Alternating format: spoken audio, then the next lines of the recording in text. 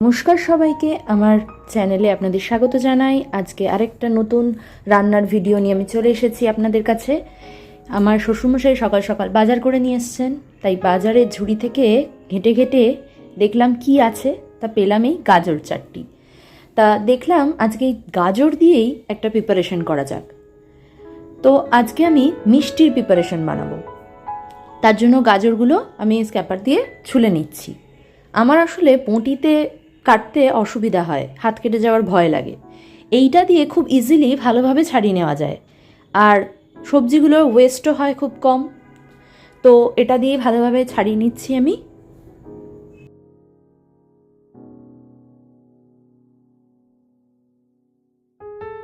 ছাড়ানো হয়ে গেছে। এবার এই যে বড় স্ক্যাপারটা দেখছেন, এটা দিয়ে আমি এটা ছুলে নেব চারটেই, একদম জিরিজিরি করে। রেসিপিটা করতে করতে আমার মনে পড়ল, বিয়ের যখন কথাবার্তা পাকা হয়ে গেছে তখন আমার বাবা, মেসো, দাদা সব এসেছিল আমার শ্বশুরবাড়িতে দেখা করতে। তখন কি নিয়ে যাবে তারা ভাবছিল। তখন আমি বলেছিলাম যে গাজর দিয়ে ঠিক এই রেসিপিটাই আমি বানিয়ে দিচ্ছি, তোমরা নিয়ে যাও। সেবারে প্রথম বানিয়েছিলাম, বিশ্বাস করুন সবাই বলেছিল দারুণ হয়েছে। শ্বশুরবাড়িতেও পাঠিয়েছিলাম, আবার এদিকে আমার ছোটো মাসি মেশোকেও পাঠিয়েছিলাম। তারাও খেয়ে বলেছিল যে একদম দোকানের মতো হয়েছে।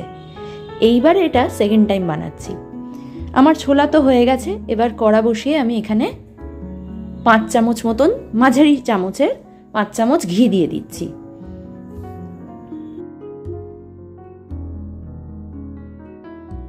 ঘিটা তাতে গলে আসছে। এবার এতেই আমি গাজরগুলো ভাজবো ভালোভাবে।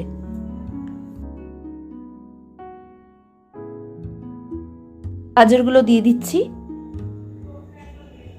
আপনারা কিন্তু আমার ভিডিওতে লাইকও করছেন না, সাবস্ক্রাইবও করছেন না।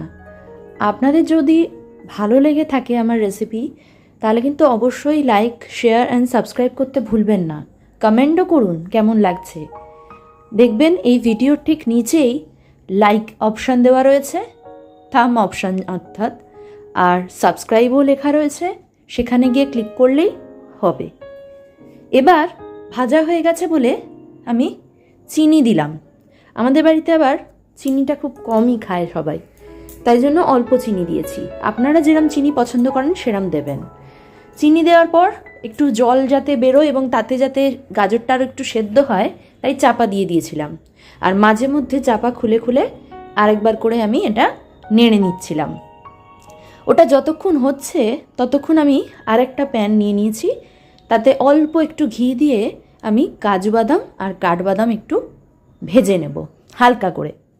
আর এদিকে দুধও আমার রেডি রয়েছে। এখানে আমি 1 লিটার দুধ নেওয়া হয়েছিল, কিন্তু আমার অতটা লাগবে না। আমি অতটা পায়েসের মতন করতে চাইছি না, হালুয়াটা একটু টাইট রাখলেই ভালো। তাই জন্য আমি এখানে 5 হাতা মতন, গোল হাতার 5 হাতা মতন দুধ নিচ্ছি। দুধটা দিয়ে দিলাম। যেহেতু আমার গাজরগুলো সেদ্ধ হয়ে গেছে অনেকটাই, এবার দুধ দিয়ে আর একটু সেদ্ধ করব। দিয়ে দিচ্ছি। এবার ভালোভাবে এটা নাড়িয়ে নেব। আপনারা এখনই দেখে বুঝতে পারছেন আমি কিন্তু কোনো কালার ইউজ করিনি বা কোনো জাফরানও ইউজ করিনি। এটা পুরো অ্যাকচুয়াল গাজরের কালারটাই দুধের সাথে মিশে হলুদ হয়ে আসছে, একটা সুন্দর কালার আসছে দেখুন, আর স্মেলটাও খুব সুন্দর আসছিল। এবার চাপা দিয়ে দিলাম দুধে যাতে একটু সেদ্ধ হয়ে যায়। ততক্ষণ আমি 5টা এলাচ নিয়ে এটাকে হামানদিস্তায় গুঁড়িয়ে নিয়ে ছড়িয়ে দিলাম। এটার টেস্ট এবং গন্ধ দুটোই এই এনহ্যান্স করবে গাজরের এটাকে। আর ওদিকে আমার ভাজা হয়ে গেছে, বাদামগুলো রেখে দিয়েছি। এবার আমার এদিকে গাজর রেডি হয়ে গেছে, তাই এতটাই আমি দুধটা রাখবো, বেশি রাখবো না।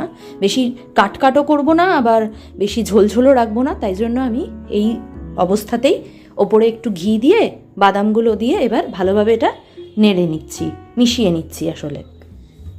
আর মেশানো হয়ে গেলে আমি ওই খোয়া ক্ষীর রাখা রয়েছে, সেই খোয়া ক্ষীরের অল্প একটুখানি এইখানে গ্রেট করে দিয়ে দেবো।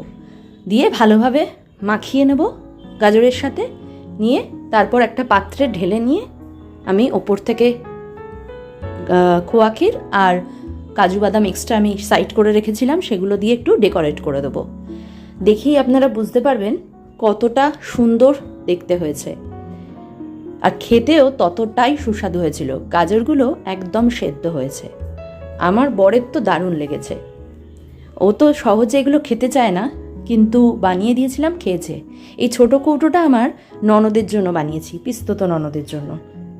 আপনারাও এই রেসিপিটা ট্রাই করুন, শরীরের পক্ষেও ভালো আর খেতেও সুস্বাদু।